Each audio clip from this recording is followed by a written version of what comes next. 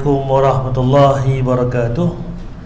Innal hamdalillah nahmaduhu wa na'udzu billahi min shururi anfusina wa min sayyiati a'malina. Man yahdihillahu fala mudhillalah wa man yudlil fala hadiyalah. Asyhadu an la ilaha illallah wahdahu la syarikalah wa asyhadu anna Muhammadan abduhu wa rasuluh. Amma ba'd. Yang saya hormati Tuan Imam Ustaz Muhammad, Ustaz Abdullah, Presiden Kuasa Masjid Mustaqim Seriap Kena Perlis, tuan-tuan Allah sekalian, pertama sekali marilah sama-sama kita manjatkan rasa syukur kita kepada Allah Subhanahu Wa Taala kelimpah kurnianya dengan rahmatnya. Dia beri masa kepada kita, dia beri tenaga, dia beri kesihatan, dia juga kesempatan pada pagi ini, malam ini dapat sama-sama kita sambung kuliah mingguan kita, tuan-tuan. Kalau kita tengok tarikh hari ni 18 September bersamaan dengan 30 Muharram, sebulan dah tuan-tuan kita masuk tahun baru ni kan. Baru hari tu je sambut awal Muharram. Hari ni dah nak habis dah Muharram 30. Dan hari ni pula tuan dah masuk hari ni dah masuk satu apa tu Muharram Safar, tuan. Jadi masuk tarikh lain dah lepas maghrib ni, tuan. Dan hari ni tuan kita tengok sikit tentang tajuk berkaitan dengan bab fi, iaitu bab zalim ni. Apa dia? Larangan qiran.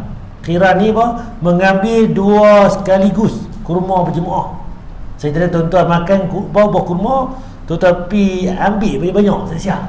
Contoh dah. Kalau ikut nak makan ambil pi lah ustaz, dia lapar. Kita berlapar juga. Masing-masing lapar.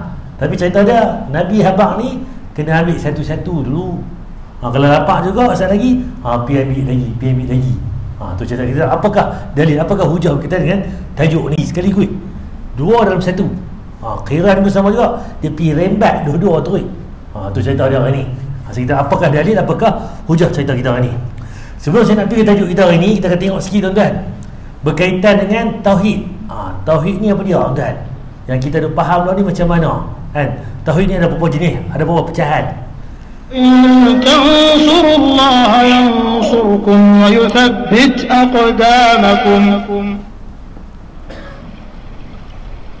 Kita sering mendengar kata tauhid. Tauhid sebagaimana dijelaskan oleh para ulama adalah unsur utama kebahagiaan seorang hamba di dunia maupun di akhirat. Modal terbesar bagi seorang hamba untuk meraih keridhaan Allah dan kecintaan Allah di dunia maupun di akhirat adalah tauhid. Okey, tauhid ni benda yang sangat penting sekali. Lesen besar kita ni masuk syurga, tauhid, tuan. Itu beriman kepada Allah, hanya kepada Allah. Tauhid ni kan, kita serah diri kita ni hanya kepada Allah. Itu tauhid, tuan. Apakah pecahan tauhid? Tauhid sendiri secara bahasa berasal dari kata kerja wahada yuwahidu. Artinya adalah menjadikan sesuatu atau meyakini sesuatu itu satu atau tunggal. Jadi tauhid ni dia itu wahada ni tu satu. Kalau satu tu mungkin ada dua, ada tiga. Tak, kita buh nama Esa. Esa ni tak ada dah 2, 3, 4, 10, 100, 1000 ke. Dia satu tunggal. Itu Allah Maha Esa. Allah Tuhan yang satu. Allah itu tak ada 2, tak ada 3, tak ada banyak.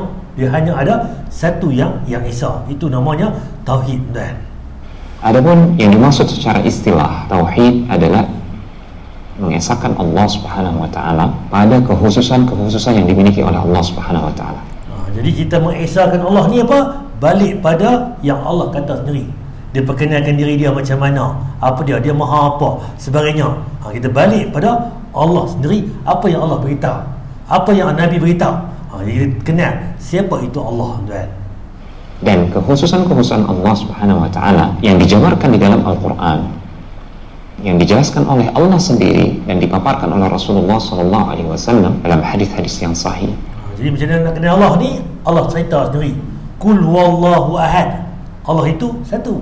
Lam yalid wa lam yulad. Dia tidak beranak dan tidak diperanakkan.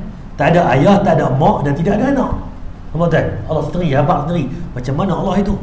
Jadi semua tu Allah cerita. Nabi pula perindang, perjelaskan lagi apa dia. Apa kita tahu Allah itu macam mana. Allah itu maha berkuasa, maha bijaksana, maha sebagainya. Jadi itu kita kumpulkan balik, tuan. tidak keluar dari 3 kelompok besar. Yang pertama adalah kekhususan Allah Subhanahu wa taala yang terkait dengan perbuatannya atau rububiyahnya. Jadi rububiyah ni, ni kita tahu Allah Maha melihat, Allah Maha mengetahui. Kemudian Allah ni Rabb, Tuhan kita ni, dia memiliki semua sesuatu ni, langit bumi milik dia, benda ghaib dia tahu, balik pada Allah sendiri. Itu Rabb, rububiyah. Hanya Allah saja, hanya Dia sendiri yang menciptakan alam semesta dan segenap isinya. Hanya Allah saja yang mengatur alam semesta ini. Hanya Dia sendiri yang menghidupkan, mematikan, memberikan rezeki. Dan hanya Dia saja yang menentukan, yang berkuasa di alam semesta ini. Kalau kita faham agama tuan, kita tahu Allah saja yang Maha berkuasa, Allah saja yang memiliki alam, Allah ni saja yang buat semua mentadbir. Hanya Dia. Tapi kalau kita kata itu saja, orang kafir dulu ni, orang Arab dulu ni jahiliah.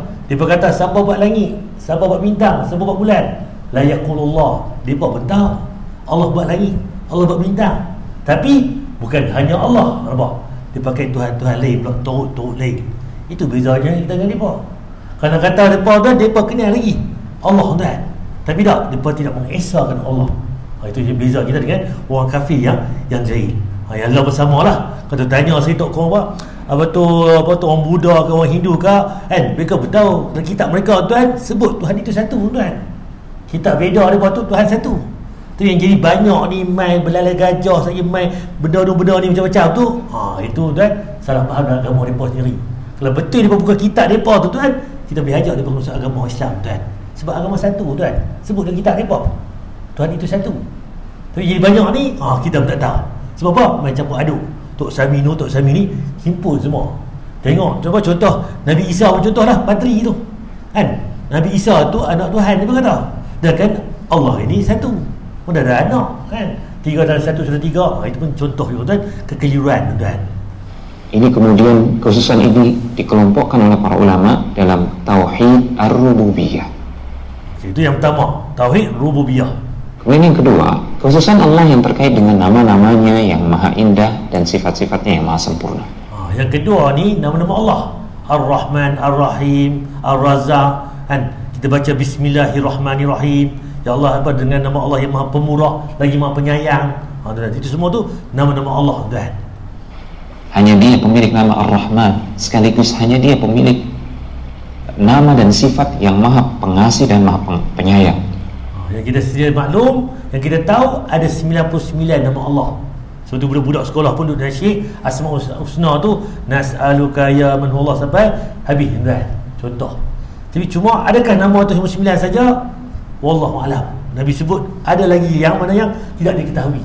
Nampak tuan? Jadi tapi yang jelas kita himpun itu 99 dalam Quran sebut, hadis Nabi cerita, himpun jadi 99 tu. Cuma adakah lebih? Wallahu alam. Bahkan ada dari kata lebih yang kita tidak ketahui tuan. Yang rahmatnya meliputi segenap makhluk. Hanya Dia yang memiliki sifat tidak pernah lelah, tidak pernah tidur sedikit pun. La ta'khudhuhu sinatun wa la naum. Allah sama sekali tidak disentuh oleh rasa ngantuk, apalagi tidur. Ini adalah kekhususan Allah Subhanahu wa taala yang terkait dengan sifat-sifatnya dan nama-namanya yang maha sempurna. Kemudian para ulama mengelompokkan kekhususan-kekhususan ini dalam tauhid al-asma wa sifat. Jadi asma sifat ni apa? Nama-nama Allah tadi. Maha pemurah, maha penyayang, bijaksana, sebagainya. Itu nama-nama Allah yang kita ketahui. Dan ada yang ketiga tu, yang terakhir yang ni tuan. Kekhususan Allah yang ketiga terkait dengan perbuatan hamba dalam beribadah kepada Allah Subhanahu wa taala. Bahwasanya hanya Dia, Allah Subhanahu wa taala, hanya Dia yang berhak untuk diibadahi. Yang ni yang tak ada pada orang lain. Hanya pada Allah saja yang kita berhak ibadi. Kan? Kalau kata tadi orang zaman jahiliah harap tu lah bintang bulan Allah buat. Sebab pergi sembah tokong ni. Tokong ni nak sampai doa ke Allah. Dia ni nak sampai. Kami tahu Allah tu satu Allah itu esa, Allah tu berkuasa, Allah tu hebat. Tapi benda ni nak sampai ke Allah. Tu beza dah. Jadi bahawa dia guna perantaraan. Jadi kita ni beza kita dengan yang lain, ini tauhid. Uluhiyah ni Allah saja yang satu. Esa, hanya Dia saja. Tolak ilah-ilah lain illallah. La ilaha illallah.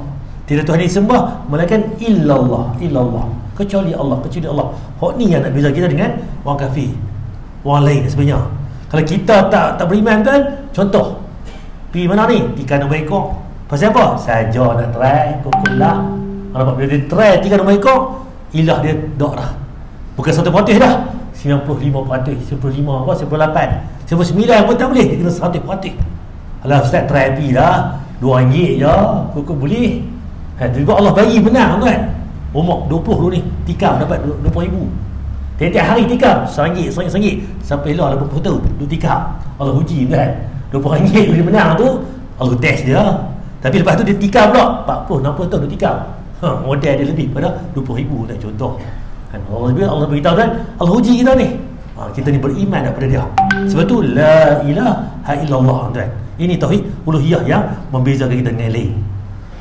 Maka kita wajib mentauhidkan, mengesahkan Allah Subhanahu wa taala, menjadikan dia satu-satunya yang berhak untuk menerima ibadah yang disyariatkan, ibadah yang hak. Ini kemudian dikelompokkan oleh para ulama dalam tauhid al-uluhiyah. Jadi bila himpun balik, ada 3 tauhid ni. Bukan kata Nabi Ahmad 3, Allah buat 3 jelas ni. Allah bincang, tadi rububiyah, uluhiyah dan asma sifat. Semua ni perlu kita yakini tauhid itu. Tapi yang beza kita dengan orang lain ni, uluhiyah ni yang penting kan. Kalau kata betul rububiyah, asma sifat, dia pun kata tokong kami penyayang, tokong kami pembaik. Boleh kata kan. Betul Rabb, betul uluhiyah tadi, betul rububiyah, dia akan kata macam-macam ni, mentadbir langit sebagainya, bagi rezeki, dia akan kata. Tapi ni la ilaha illallah ni, uluhiyah ni yang beza kita. Buang ilah-ilah lain, taut berhala ke apa ke, duit pun boleh jadi taut. Ish, aku tak kerja kan ni, siapalah nak jadi bagi rezeki, habislah aku. Nampak tu kan, dia tak letak pada Allah dah. Dia kata apa? Duit tu segala-galanya. Betul, duit tu membantu kita, tapi duit bukan segala-galanya. Kita hidup perlukan duit, tapi bukan duit itu segala-galanya. Setengah orang duit itu jadi Tuhan dia balik. Dia tak katalah Tuhan dia, tapi dia bergantung harap dengan duit semata-mata. Jangan. Kita kena serah balik pada Allah, usaha kita itu, dan kita yakini kan pertolongan Allah Tuhan. Okey, tajuk ni minggu lepas kalau ingat balik, kita ulang kaji sikit. Dosa orang yang mengambil tanah. Ada tanah ni 2 minggu lepas. Ini yang ketiga ni. Larangan menzalimi saudara sesama Muslim. Ini tajuk kita hari itu ni. Tak boleh kita zalim dengan orang semuslim dengan kita, seagama dengan kita. Macam mana tuan-tuan? Ini dalil dia. Seorang Muslim itu saudara bagi Muslim yang lain. Kita ni Islam, kita ni adik-beradik, saudara bagi Muslim yang lain. Mengucap kata la ilaha illallah, tak kira lah Melayu ke, Hindu ke, Buddha apa, Cina ke, betul Arab, orang putih ke, dia mengucap la ilaha illallah, dia adik-beradik kita, dia saudara se-Islam dengan kita.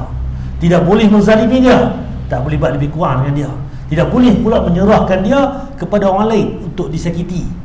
Kena dia ni bukan bangsa kita, kita bagi kat orang, bagi seksa, tak kan, dia itu se-Islam, bukan bangsa kita, tapi dia seagama dengan kita. Itu yang Islam, kekuatan kita. Barang siapa yang memenuhi keperluan saudaranya, dia bantu, dia tolong saudaranya, maka Allah akan memenuhi keperluannya. Awaklah aku ni Allah tak tolong pun, doa tak makbul apa semua, jauh sebagainya. Ni kita kedekut, tak tolong orang, duk kira diri kita aja. Jangan kan. Nak bagi Allah tolong kita, kita kena tolong orang. Dengan tolong orang tadi, asbab Allah tolong kita. Ni dah aku hang-hang. Nampak kan? Jadi cerita dia, nak bagi Allah tolong kita, kita kena tolong orang. Esok dia gotong royong kan, ada begitu tuan ni. Gotong royong kan, gotong royong, tolong masjid, bagi cantik elok, contohnya permudahkan urusan masjid kita ni. Allah permudahkan urusan kita kan, contoh. Tu buat kan, nampak kan nanti. Kemudian barang siapa yang melapangkan kesulitan seorang Muslim, ada orang susah, kita bantu. Orang yang ada kesulitan, kita bagi bantuan, duit ke, ringgit ke, pertolongan badan ke, apa ke, tulang pakat, tenaga ke, tolong tuan. Nescaya Allah akan melapangkan kesulitan-kesulitannya di akhirat kelak. Tolong orang lah ni, bantu orang lah ni, Allah tolong akhirat kelak. Allah, ustaz, saya tolong dia tayar pancat kan, tolong buka tayar, kutlah nak bagi RM1 no. Nampak? Kita mengharap balasan lah. Kali ikut tadi, tolong dia ni kerana Allah, tapi mudah dia kan. Dia nak bagi RM10, RM1 ke, bantis dia nak bagi. Kalau tak bagi tuan-tuan, tak ada masalah. Akhirat kita boleh tuan-tuan. Itu yang kita penting, pertolongan Allah akhirat itu yang kita mau. bawa duit banyak pun tuan, akhirat tuan tak laku sekupang pun. Yang laku apa? Amal soleh kita, ilmu yang manfaat kita, sedekah jariah tuan, itu yang bantu. Dan apa? Pertolongan kita orang dulu dekat orang kat dunia, itu bantu kita mudah urusan akhirat tuan. Dan dari ini sebut, dan barang siapa yang menutupi kesalahan orang lain, ada orang buat silap sebagainya, dia salah apa, kita tutup aib dia. Apa jadi? Nescaya Allah akan tutup kesalahannya kelak di akhirat. Kalau kita tutup aib orang, Allah tutup aib kita. Kalau kita londeh aib orang, Allah londeh aib kita. Duk korek. Pedia. Cerita lagi. Duk korek tuan. Jangan tuan. Kan benda tu dosa kan, dosa dia dengan Allah. Itu dosa dia. Jangan lebih korek tuan. Kalau cerita dia ni apa tu, kita bagi amanah, pecah amanah, solat duit ke apa ke, itu kita kena beritahu lah, kena korek lah. Sebab itu hak orang ramai. Ni kalau peribadi dia, maksiat dia, itu dia dengan Allah. Bukan kita pergi korek. Jadi kalau dia nampak melampau sangat terang-terangan kan, tengok melampau ni kan, teguk tak tahu, tak ambil manfaat, tu report lah kan, dia tak agama ke apa, tu cerita lain. Ni tak saja-saja ni duk korek. Jangan tuan. Benda ni Nabi larang. Kalau kita tutup aib orang, Allah tutup aib kita di akhirat kelak. Hadis Bukhari, Muslim, Ahmad, Abu Daud, Tirmizi, Abdullah bin Umar radhiyallahu anhu, daripada jalur Abdullah bin Umar. Okey, itu yang pertama. Yang kedua, yang ketiga tuan-tuan, gembira. Benda apa yang bagi Allah gembira? Kalau orang gembira ni seronok. Tapi kalau Allah gembira ni lagi seronok kita tuan. Bila Allah gembira tuan-tuan, minta apa pun mudah tuan. Sebab Allah dah gembira, suka tuan. Jadi apa benda yang penyebab Allah gembira? إن تنصروا الله ينصركم ويثبت أقدامكم. Apa yang paling membuat Allah gembira dari diri Anda? Apakah sholat Anda? Apakah haji Anda? Ataukah sedekah Anda? Jawabannya tidak. Tetapi yang paling membuat Allah gembira dari diri kita adalah taubat yang kita lakukan. Jadi apa yang membuat Allah gembira? Dosa kita semayang, kita puasa, kita zakat, kita haji, tolong orang semuanya, betul Allah suka itu. Tapi benda yang paling Allah suka lagi dalam banyak-banyak tu, kita bertaubat. Bertaubat dia apa? Kita kembali kepada Allah. Kita kali-kali terlajak tuan, Allah terlupa, teringat aku ni dah lajak ni, bertaubat kepada Allah, balik kepada Allah. Itu lebih Allah suka lagi tu tuan. Jadi kita buat tuan, minta taubat nasuha, taubat betul-betul tuan. Penyesalan terhadap dosa yang kita lakukan dari diri kita, itulah yang paling menggembirakan Allah Subhanahu wa ta'ala. Rasulullah SAW bersabda dalam hadis yang sahih, dikeluarkan Imam Muslim, sesungguhnya Allah benar-benar sungguh sangat gembira dengan tobatnya seorang hamba. Nampak? Dan dari ini Nabi sebut Allah ni suka, gembira bila apa? Taubat seorang hamba ni kepada dia. Buat maksiat, buat kejahatan. Sebab kita manusia ni kali alpa, kerana terlajak kan, terbabas sebagainya kan, hari tu baru teringat, terbuat juga. Contohnya balik kepada Allah, taubat. Jadi kita minta ampun kepada Allah tuan. Itu yang benda yang menggembirakan Allah tuan. Jadi kita buat tuan. Melebihi kegembiraan salah satu di antara kalian. Jadi Allah, Nabi kata pula, Allah ni gembira ni macam mana? Bila orang bertaubat tu lebih daripada kita ni. Kita gembira macam mana? Nabi tunjuk satu contoh. Kalau kita gembira macam mana tuan? Ni contoh bila kadang kita gembira. Jika kalian berada di atas hewan tunggangan kalian, kemudian kalian berada di padang pasir yang sangat luas, tiba-tiba hewan yang ditunggangi itu pergi meninggalkannya. Jadi cerita dia tuan-tuan duduk atas unta ke apa tu, kadai ke kuda ke, duduk atas padang pasir ni luas kan. Tiba-tiba kita naik kuda tu, naik tunggang, kita jalan, kemudian dalam kali kita ditinggalkan seorang-seorang. Kuda tadi, unta tadi ni tinggal kita duduk tengah pada pasir tu, kering kontak seorang-seorang tuan. Takut tuan. Padahal makanannya ada di situ, perbekalannya ada di situ, minumannya ada di situ. Jadi cerita dia makanan di situ, air di situ, semua habis. Benda tadi yang tunggangan kita ni bawa pi hilang. Kita seorang-seorang duduk tengah mana? Tengah pada pasir. Di tengah hutan tu pun gagah lagi, ada juga pokok-pokok kayu ke, boleh kita ambil makan minum ke apa, jumpa lagi air sungai ke apa. Ni lah tengah-tengah pada pasir. Bayangkan tuan. Sampai orang ini putus asa mencari hewan tunggangannya ke sana kemari, tidak menemukannya. Dia putus asa dan dibayang-bayangnya adalah kematian. Jadi kita samalah, Allah habislah. Macam mana? duduk tengah-tengah pada siang ni, kenderaan pun tak ada ni, air makan minum pun tak ada, nak patah balik jauh dah sangat, nak pergi lagi tak tahu lagi berapa jarak sebagainya. Habislah kita.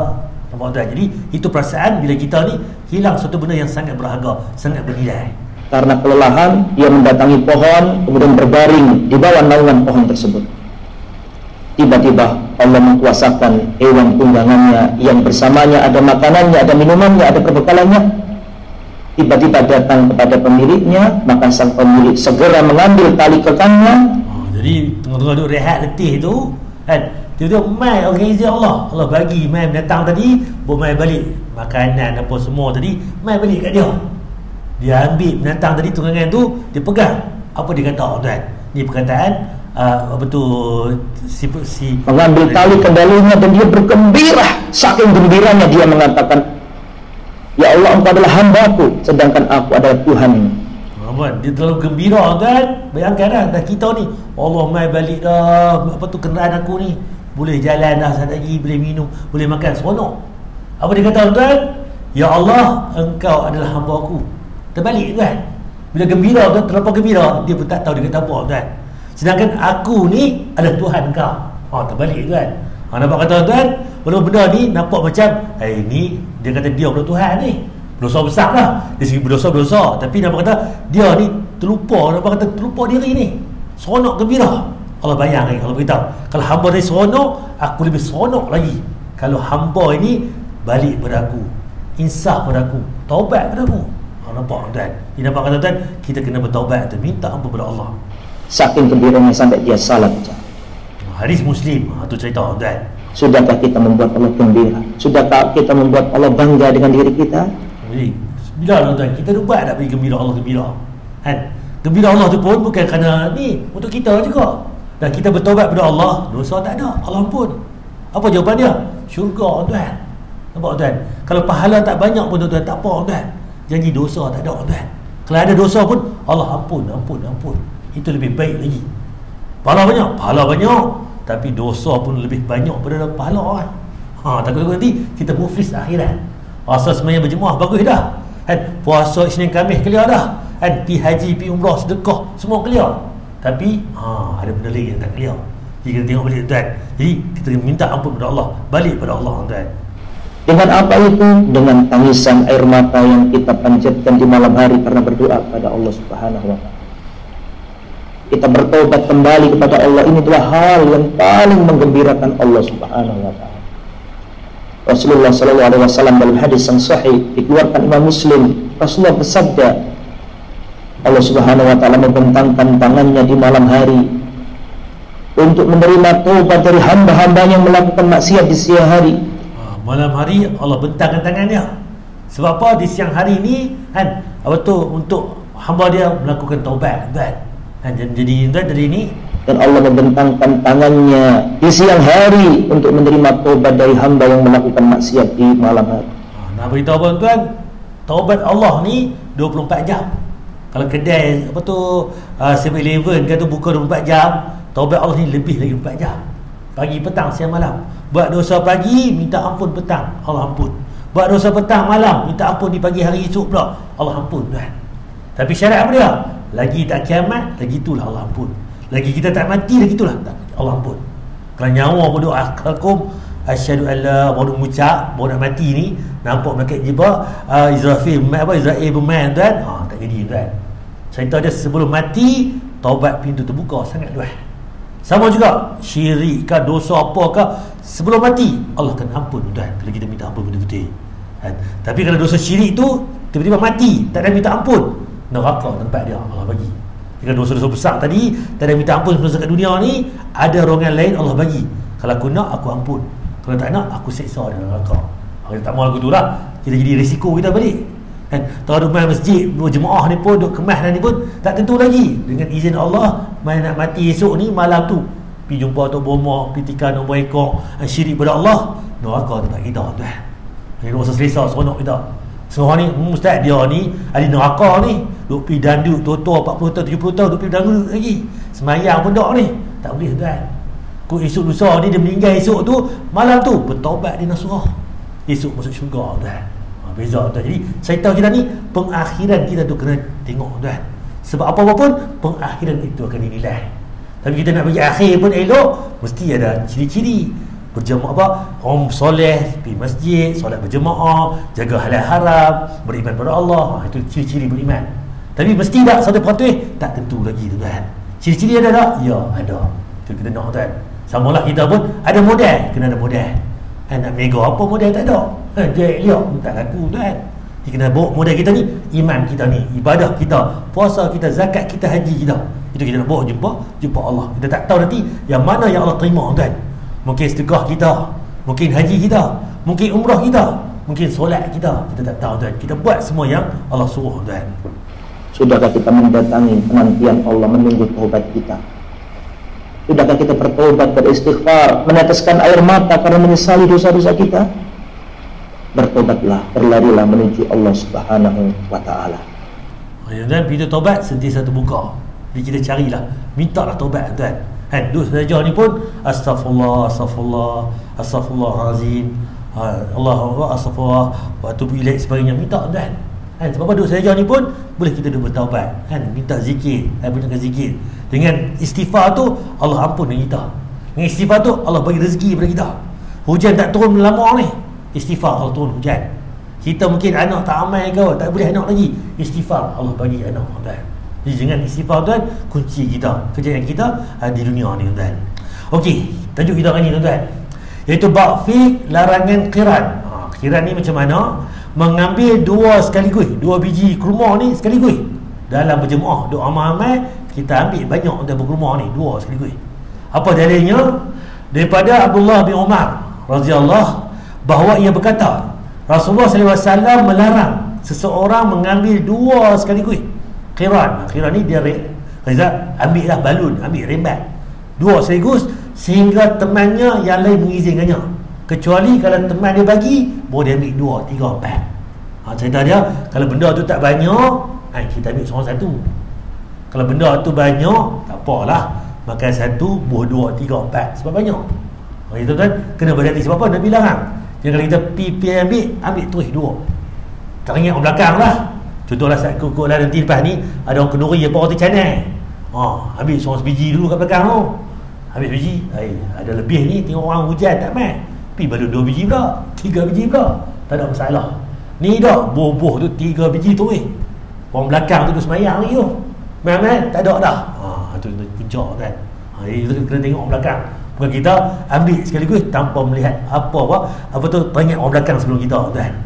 Okey, apa tu dah, ni hadis Bukhari dan Muslim. Contoh tuan, Ibnu Battah berkata larangan qiran, mengambil 2 butir sekaligus, ni buah kurma tuan, merupakan tuntutan adab ketika makan. Demikianlah menurut pendapat jumhur ulama bincang, tak boleh kita ambil 2 sekaligus. Ambil apa? Satu-satu. Tu cara dia. Bukan larangan yang berarti mengharamkan pengharaman seperti yang dikatakan oleh kaum Zahiriyah ni. Dia ambil literature tuan, dia ambil sebiji. Kerana memakan yang dihidangkan untuk dimakan adalah untuk dinikmati, bukan untuk ditahan. Dan juga kerana manusia berbeza-beza dalam hal makanan. Namun jika salah seorang dari mereka mengambil lebih banyak dari yang lain, maka hal itu seperti itu tidak boleh dilakukan. Cerita dia, kalau cerita dia makanan tu orang buat padan lah. Jemaah kita ni duk main rasa 50 orang, dia akan buat lah makanan tu mungkin 60 ke contohnya, lebih sikit. Tapi dia jangan pergi ambil banyak saja. Sekali tambah tu ambil sekadar yang kita seorang satu ni, hak kita masing-masing. Kalau tu pergi kenduri pun ni nak kenduri berapa orang ni? 2,000 orang. Kepala apa? Kepala RM7. Dengan kemah, dengan bubuk apa, kita ambil RM12. Contohlah, kepala RM12 kita. Itu rumah pun dia ada dah, kepala 12 hak dia.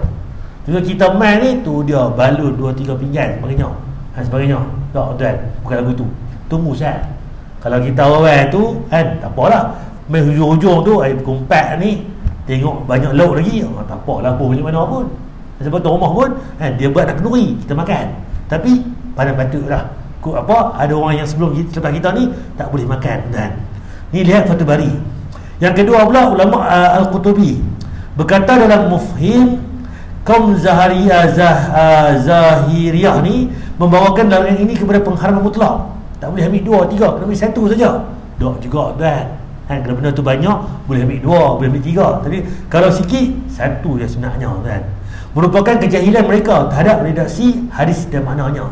Adapun jumhur fuqaha dan ulama membawakan larangan ini dalam kondisi makan bersama-sama dan makan berjemaah, makan ramai-ramai. Dalilnya adalah pemahaman Ibn Umar tadi, perawi hadis ini, dalam memahami maknanya. Beliau tentu lebih faham makna hadis ini dan lebih tahu kondisinya. Dan dalilnya adalah perkataan kecuali seseorang diizinkan oleh saudaranya. Kalau tuan rumah dia bagi makan banyak, bagi makan lah. Kalau letak di bawah rumah banyak-banyak ni, seorang 3, seorang 2, seorang 1 ke, yang dia tak mau, ambil lah aku punya, aku tak mau. Dah makan dah tadi, baru kita ambil banyak. Jadi semua tu kena timbang tara kan. Jumhur menyebutkan 2 alasan berikut. Pertama, perbuatan itu menunjukkan sifat rakus dan tamak. Kita lah sombong, tamak, pulut, tak ingat orang belakang. Jadi tak ingat dia saja, kira lapak dia, tak kira lapak orang. Inilah alasan yang dikemukakan oleh Aisyah, isteri Nabi sendiri. Beliau berkata itu merupakan perbuatan hina. Bila kita pikat diri kita sendiri, hina tuan. Tak pikat orang belakang. Sebab apa? Nama pun kenduri. Jadi saya tadi tengoklah orang panggil. Kalau panggil kita seorang, tak apalah kita balun habis. Ni panggil ramai-ramai, kenduri yang ramai. Jadi kita tengok balik. Kedua, itu merupakan sikap mengutamakan diri sendiri. Penting diri samalah. Lebih dari hak yang semestinya atas teman-teman satu hidang. Satu hidang ni orang boleh elok dah, pinggan 4. Lepas tu lauk pun ada ayam 4 ketui, ambil seorang seketui kan. Ada pun telur dada, tak apalah kita kes sikit, sayur banyak tu, ambil dah sikit, semua sikit pada batu. Kalau kita tak boleh makan ni, makan ikan, kita tak makan ayam. Abang korang ni aku tak makan ayam ni, ambil dah ayam, saya makan ikan. Contoh kita ambil abang dia, nampak mudah kan. Tapi nampak kata kalau kita 20 seorang-seorang, habis. Dia duk aim lah nak makan ayam tu, tapi kita ambil 2 biji lah, 2 ketui lah. Jadi timbul je tak selesa kan. Padahal mereka semua semua sama-sama dalam majlis tu. Al-Hafiz Ibn Hajar berkata dalam Fathul Bari, termasuk juga kategori kurma rotak, kurma basah. Demikian pula kismis, anggur dan sejenisnya. Kerana semua ilat dia sama. Tak kira lah buah apa pun, buah durian pun sama lah. Buah durian lagi lah, buah sebiji. Dalam tu jorong-jorong tu bukan ada banyak pun, 5, 8, 10 ke dah. Yang tunggu ni tu dia kan, ramai ni, ambil seorang sulat kan. Contoh kalau ada banyak, selori dah lagi, balut dah berapa ulas pun. Sebagian ahli ilmu mengklaim bahawa larangan qiran, qiran ni mengambil 2 tadi sekaligus dalam satu hidang sudah dimasukkan. Dia berbincang pula, benda ni dah tak ada dah ni, kerana larangan tersebut pada zaman mereka dulu, iaitu pada saat mereka dalam keadaan sempit, kesulitan. Bila main lah ni, masing-masing dah senang. Cerita dia, ni ulama bincang. Cerita dia pada patut lagi tengok. Kalau benda sikit, buat cara sikit. Kalau benda mewah, buat cara mewah, tak ada masalah. Itu apa? Kena tengok balik orang yang selepas kita tu. Jadi semua boleh. Itu tentang kurma tadi. Tentang kalau boleh tuan, apa saja kita ambil seorang satu, hak kita. Kalau ada lebih, ambil dah 2, 3 pun, tak ada masalah. Okey, saya pergi sikit tuan, saya sentuh sikit. Dengan kurma ni tuan-tuan, keutamaan sedekah. Kurma sebiji menjelma jadi sebesar gunung. Sebiji kurma tuan besar ibu jari ni, tapi dia boleh jadi sampai sebesar gunung. Kalau bukit Sami tu besar lagi berkurma tuan. Apa cerita tuan? In tansurullaha yansurkum wa yuthabbit aqdamakum. Di akhirat kelak ulama akan membawa pahala ilmunya. Ahli salat akan membawa pahala salat. Ahli puasa akan membawa pahala puasanya. Ahli Al-Quran akan membawa pahala tilawahnya.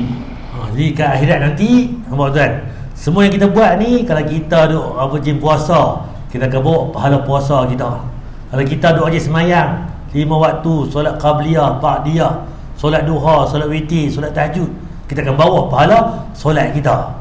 Jadi kalau kita rajin puasa pula Isnin Khamis, puasa hari-hari putih 13, 14, 15, puasa pula Nabi Daud, sehari buka sehari tutup, kita akan bawa pahala yang kita buat. Ini semua orang tahu ini. Pahala puasanya. Ahli Al-Quran akan membawa pahala tilawahnya. Kita baca Quran tu, alif, lam, mim, nampak macam sikit je, tapi pahala dia alif 1 huruf, lam 1 huruf, mim 1 huruf. Satu huruf 10 pahala. Alif Lam Mim 3 huruf 30 pahala.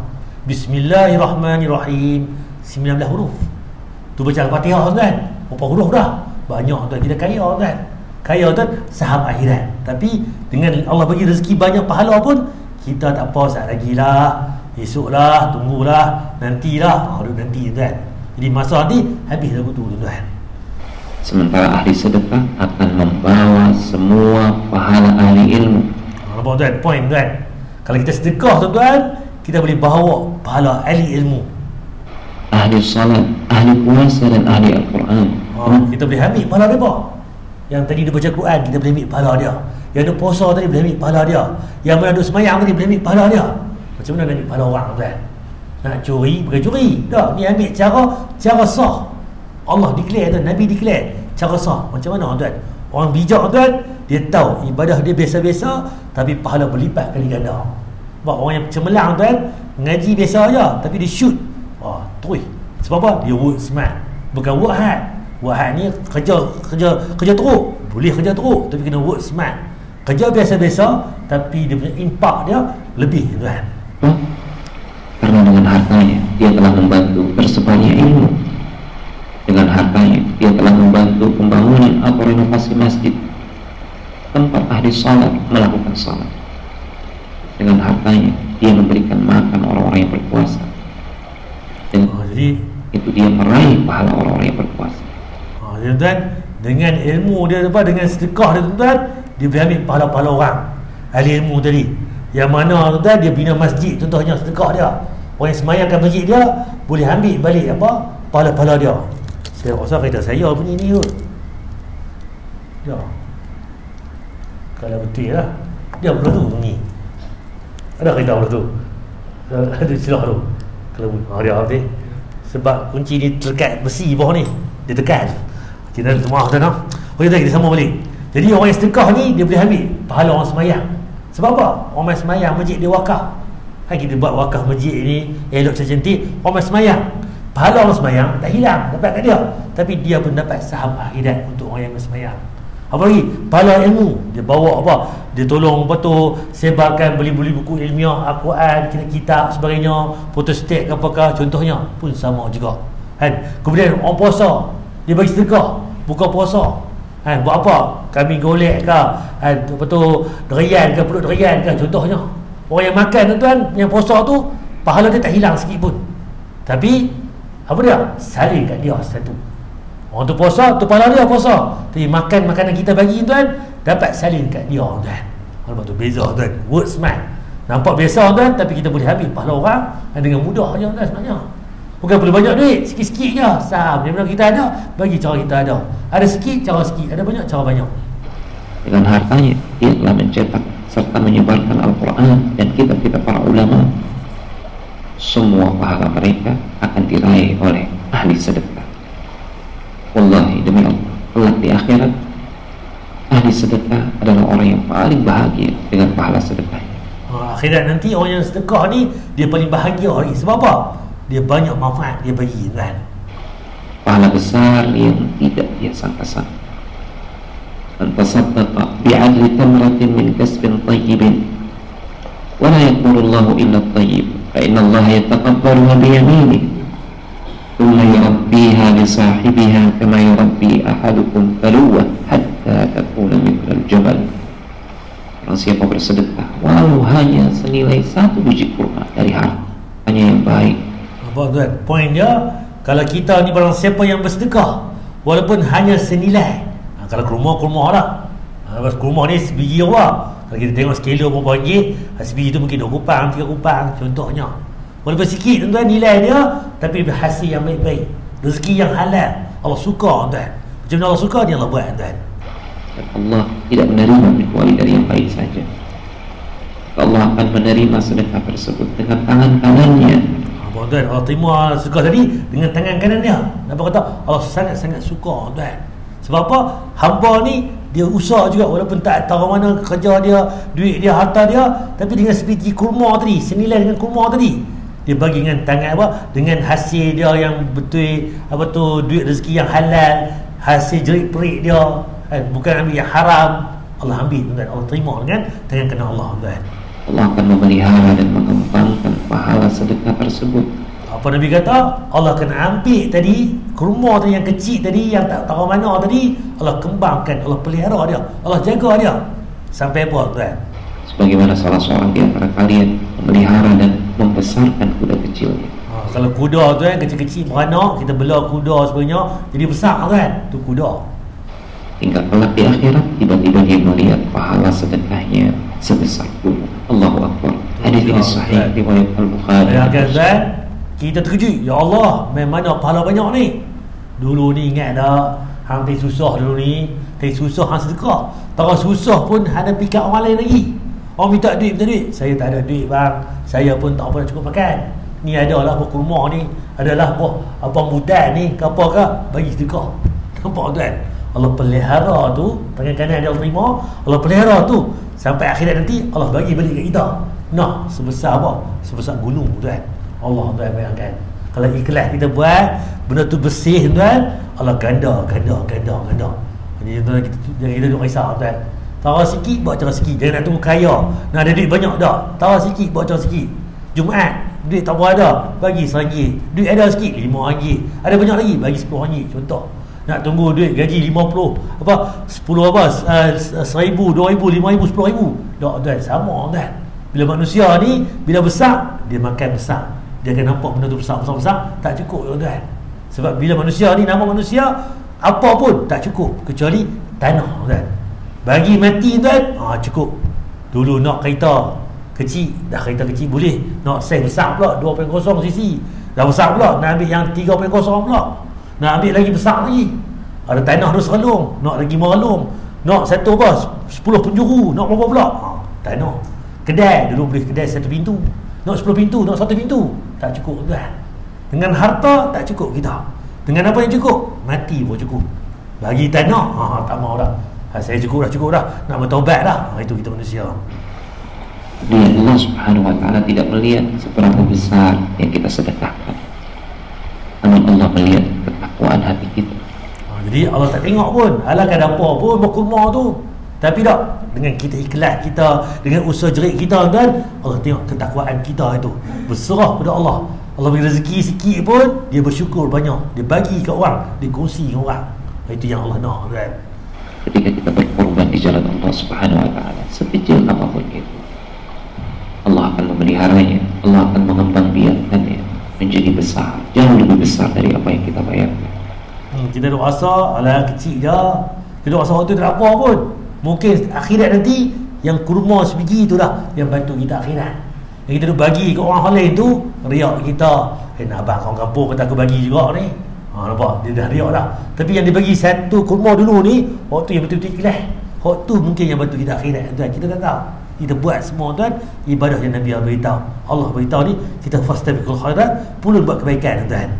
Untuk itu berikanlah sedikit harta kita untuk membantu saudara-saudara kita, membantu orang-orang yang berjuang di jalan Allah Subhanahu wa taala, membantu mereka para tenaga medis di tengah wabah ini, membantu mereka para relawan sosial yang berada di garis depan, yang bahkan mempertaruhkan kesehatan dan jiwa mereka bahkan untuk menolong sesama.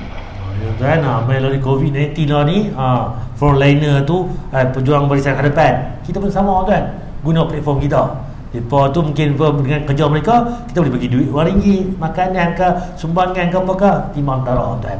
Ya Allah Allah tuan. Jadi kita haraplah masyarakat kita faham benda ni. Jadi jangan kita berkira tuan.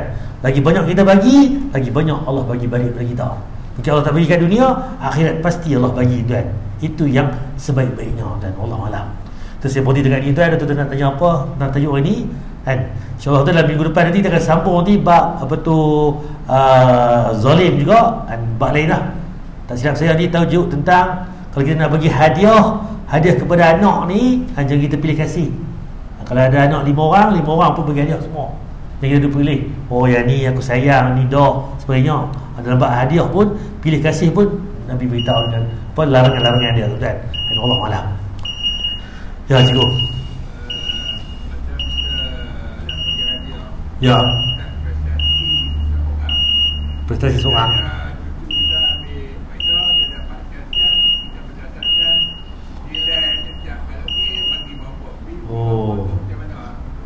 Bukan. Soalan kedua, bolehkah kita tidak meminta pada Allah apa-apa yang terlambat tu banyak kita masa hisab? Dia dah bagi banyak kan dah hari dah ni. Ya, ya. Tapi kita tu minta situ je. Okey. Macam mana rujukan tu? Okey, terima kasih. Ada dua soalan. Soalan pertama tu saya rasa minggu depan baru saya boleh jawab. Sebab tajuk tu minggu depan. Tentang macam mana kita kalau ada anak kita ni dapat nombor 1. Nombor 1 kita ada pada gerek yang kata contoh. Nombor 2 apa? Bagilah apa-apa dia punya ni nombor ni sebagainya.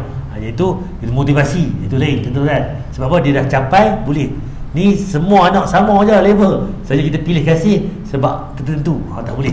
Itu mungkin kita bagi apa tu mungkin suntikan lah kat dia. Itu bab lain motivasi. Yang kedua tadi macam mana kita nak minta kepada Allah ni? Duk kerja minta kan? Dia tak malu kena minta ni. Jadi tak ada masalah. Minta sebab apa Allah suruh minta kat dia. Allah Maha Kaya. Bila kita minta ni memang kita rasa aku nak buat ni, buat sembahyang baru nak minta. Nak buat apa baru nak minta. Dah. Memang Allah suruh minta kat dia. Kalau bila kita minta kat Allah, Allah tahu kata dia ni aku saja yang diminta. Hanya Allah saja yang tempat dia bergantung. Itu yang Allah mahu. Kalau manusia kita minta, tak ada orang lain ke? YB banyak lagi, menteri besar ada lagi, 2 PM ada lagi, minta kat mereka lah, dia banyak. Itu manusia. Tapi Allah bukan itu. Lagi kita minta, lagi seronok dia. Sebab apa? Hanya dia saja yang kita sembah, yang kita berharap. Allah tak uji kan? Minta lagi banyak minta, lagi Allah suka kan? Dia nak bagi. Dia Maha Kaya kan? Dan Allah alam. Itulah. Dan Allah alam. So saya rasa ada itu nak tanya tuan. Bab ni. Sebenarnya saya cuma bagi motivasi tuan-tuan lah. Kan? Bab agama ni tuan. Tuan mengaji, Ustaz Ilman mengaji ni pun kemah-kemah kan? Ustaz Muhammad ada boleh bantu kan? Semua ada sini pun boleh. Cuma kita nak bagi faham. Yang boleh kita boleh kongsi insya-Allah kan. Tapi semua ni mesti balik pada dalil yang kuat kan. Qala Allah qala Rasul. Dan para salafus soleh dan 4 mazhab tu pun dia. Tengok betul-betul tuan. Semua tu balik pada Allah yang satu tuan. Wallahu alam. Subhanakallahumma bihamdika asyhadu an la ilaha illa anta astaghfiruka wa atubu ilaik. Assalamualaikum warahmatullahi wabarakatuh.